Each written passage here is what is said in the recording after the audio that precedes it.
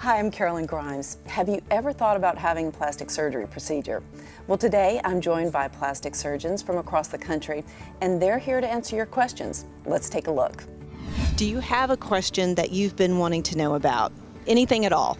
I've heard about techniques about removing fat and injecting it into your face or your lips. How true is that? As opposed to fillers? As opposed to fillers, yes. Yeah, It is true, and it is a good thing or bad thing. Well, and I think it's been one of the most significant changes, if you guys Absolutely. chime in. But fillers have been around now for a while, but here we're recycling. We're taking body's own tissue and natural and putting it in to fill these areas. And I think you can get more finesse, personally, with fat than I can. I mean, some people are really good with fillers, but then it lasts. It's your fat. That's definitely the big advantage, is taking something that's part of you instead of something artificial, and then rejuvenating the face, restoring volume that we lose as we age. I think fat is by far and away the best to revolumize the face, but it is surgery.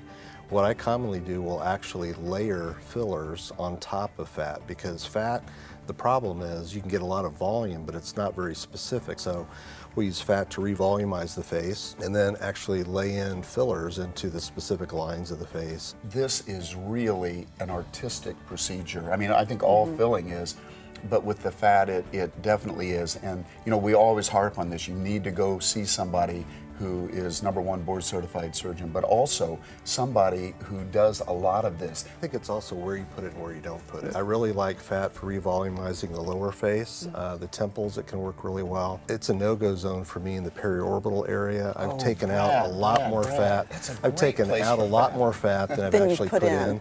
So it really depends patient to patient. That is really the scariest area that we would add fat. It's right under the eyes. It also can be magical to have that junction from the lid to the cheek. Can just be beautiful in a way you can't get with a mid-face lift or something else. So again, it's really key to have somebody that knows what they're doing.